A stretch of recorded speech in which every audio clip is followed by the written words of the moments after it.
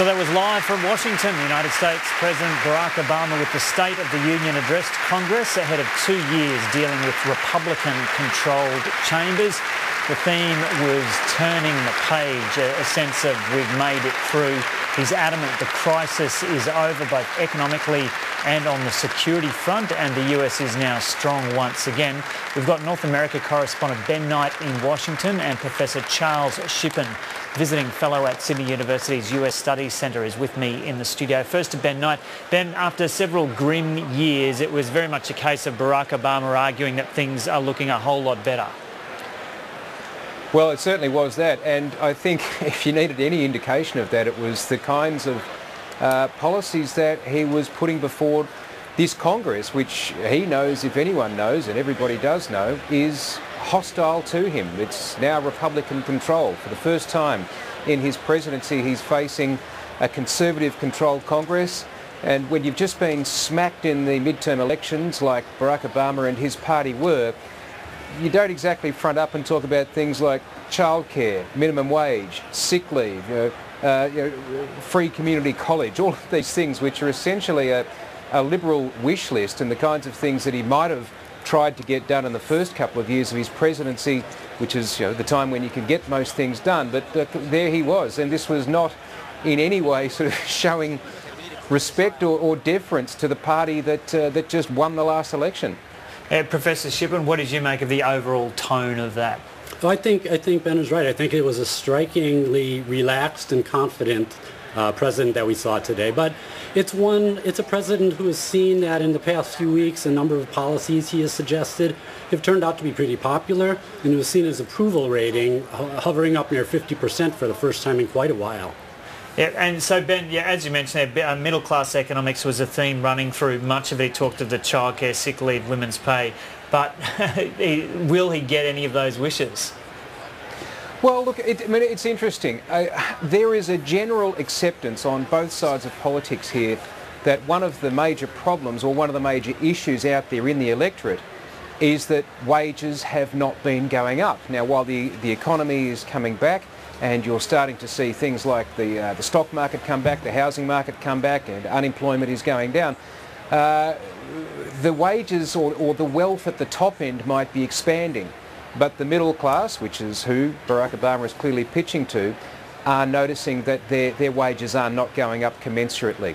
So this is something that Barack Obama clearly feels is fertile ground, and it's a way that he can, I guess, get around that Conservative Congress by appealing directly to people to put their own pressure on Washington. But what's interesting is that it's not just the Democrats who are talking about this. You are seeing Republicans. You are seeing potential Republican presidential candidates like Mitt Romney, like Jeb Bush, who are themselves talking about this wage inequality or this lack of growth in middle class wages. So that's an issue which cuts across both lines, and if the White House, Barack Obama, can take a bit of ownership on that, use that momentum to get a few other things through, well, I mean, that's way down the track. Getting anything through this Congress is still a long shot, but that's something that they can make their own.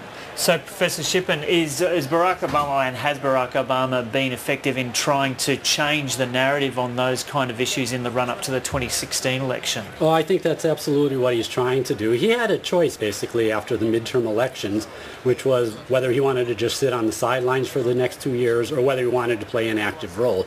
And clearly he's decided he wants to play an active role. And he's done that with his policies on Cuba, the climate deal with China, and a number of others. In this speech, what he did was he outlined the middle-class economics goal. I think there's virtually no chance that it'll be passed in the form that he wants it to be passed in, but I don't really think that's his intention here. He's speaking to multiple audiences. One of them is the Congress, but it's also the public, and it's also broader international audiences.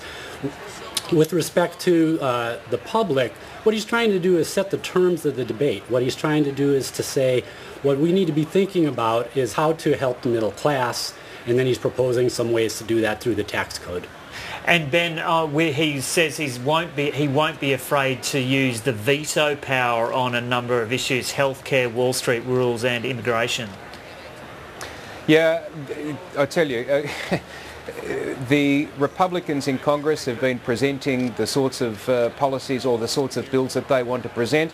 Pretty much every one of them the President has come back and said he's going to veto, as you said, and as we heard a couple of those things tonight. The Keystone Pipeline, sanctions on Iran, late-term abortions. So the Republicans are not going to get their agenda through, and clearly the President is going to have his own difficulty getting his agenda through, because he needs the Congress to make the laws. He can make executive actions, which he has done in the case of issues like immigration, where he made his own changes. But those executive actions only last as long as he is president. Whoever replaces him in the White House can choose to keep them or discard them as they see fit. Laws have to come from the Congress, and there's a real standoff going on there at the moment. And I have to say, Barack Obama didn't do much to extend the olive branch. There are a couple of moments in the speech tonight which I thought were, almost belligerent. The first one, what was it? Really a challenge, I think, to the Republicans, saying if you truly believe that you can work full-time and raise a family on $15,000 a year, you go try it. That was in the script, but there was another one later on which wasn't in the script, where he went off topic, and the line that he used was, "I have no more campaigns to run." Yeah. Got some applause from the Republicans, and he said, well, that's because I know I won both of them. So yeah. It was like, just let's remember who's president here. Yeah. And Ben, just on the issue of the tax increases on the rich to fund these initiatives for the middle class, including the community colleges, we heard so much about that in the run-up to this State of the Union address, but he really made no specific reference to that. He mentioned the community colleges, but not this proposal for a major effort to raise taxes from the rich. No, and as I think we've been talking about, what he's doing is setting the terms. That there is an idea that if middle class wages aren't rising, and the economy as a whole is rising, then it's incumbent upon Washington to make sure that everybody gets the benefits of it. And his idea, his broad idea, is that the wealthiest should pay taxes, that loopholes that enable them to do things like, not pay as much tax as he believes they should on things like inheritance, that those sorts of things should be brought in, and that money should be then directed towards the middle class. So that's about as much detail as he's putting on it. But yeah, he's saying this is how we need to do it. Yeah. And now, just turning to foreign policy for a moment, Professor Shipan, he says that he's been able to orchestrate a change in foreign policy approach where the US is not being dragged into ground wars, and made mention of stopping ISIL's advance. Some people would question whether that is actually happening or not, but to what extent do you believe Barack Obama has been effective on that front?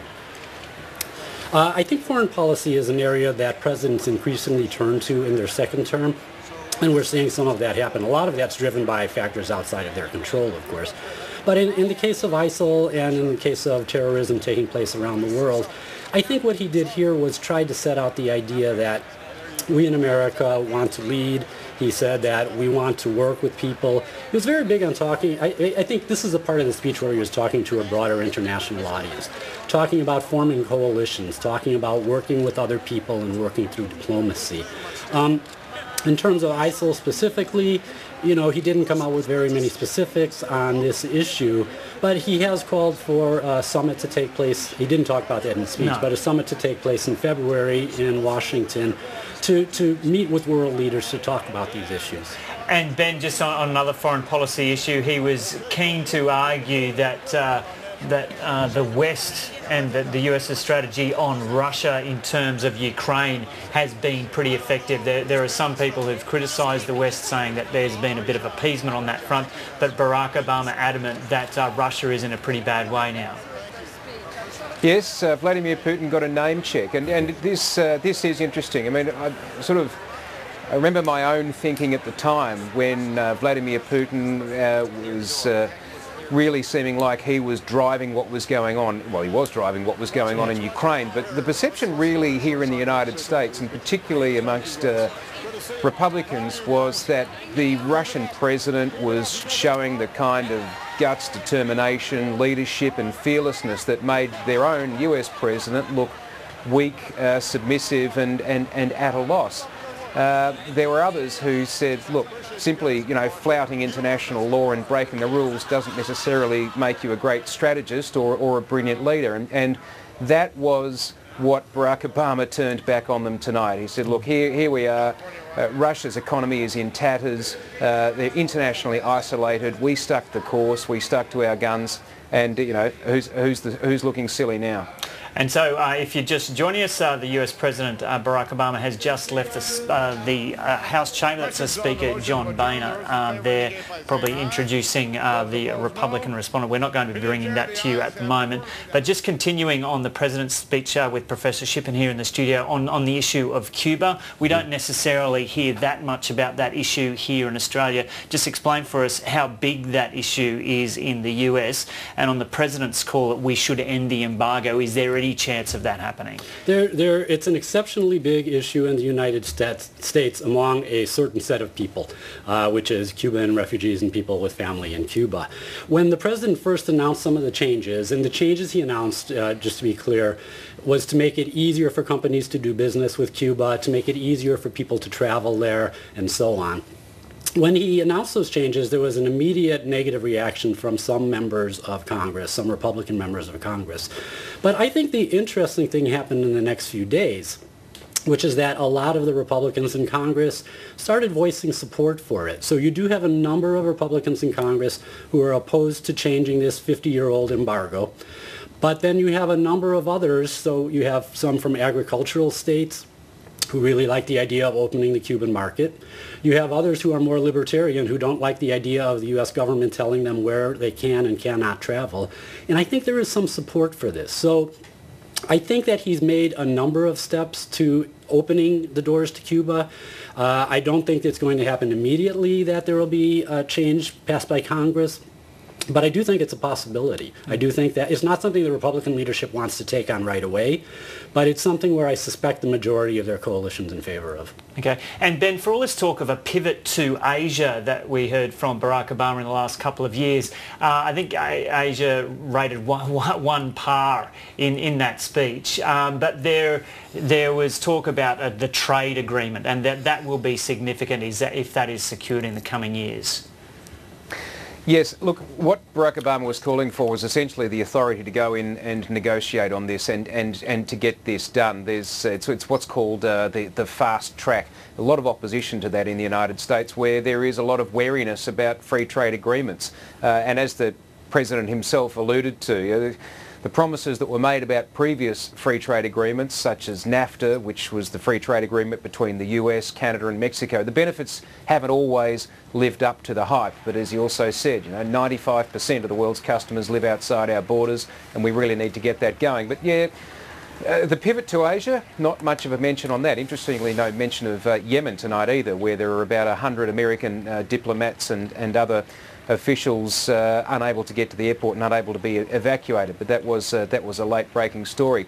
About as close as his speech came to, I think, being relevant to Australia, other than, of course, where he was talking about the international coalition against Islamic State, was on climate change, and one line in particular. I mean, we know that Australia and the United States at the UN Security Council were visibly and very much at odds in their views on climate change. The American president tonight referred to American leadership to drive international action. So I think we can expect that there's going to be more pressure coming from the United States on Australia to contribute to some binding agreement in Paris when that meeting takes place. And Professor Shipan, what did you make about the so-called pivot to Asia and the lack of reference to Asia in that speech? Yes, I think there's three things in the speech that really are relevant for Australia. One was climate change, as Ben just mentioned. Another was terrorism. The third is the TPP, and I'm actually a little bit surprised that he didn't speak more about this. The reason is that if the president is looking for areas to work with Congress on, that's the one where it's going to happen, because it's the one big issue where Democrats who held this majority in the Senate were blocking it from happening. With Republicans in charge of both chambers of Congress, I think that's something that's going to pass. And Ben, 6 years on, Barack Obama is still talking about shutting Gitmo down. And it's unlikely that it will be done before he leaves office. I think what you saw there was the President making sure that the public knew, or it was at least on record, that this was something that he really, really would like to do, but I just don't see it happening. Yeah. Okay, Ben Knight in Washington and Professor Charles Shipan in Sydney. Thanks very much to both of you for talking us through that State of the Union address by Barack Obama.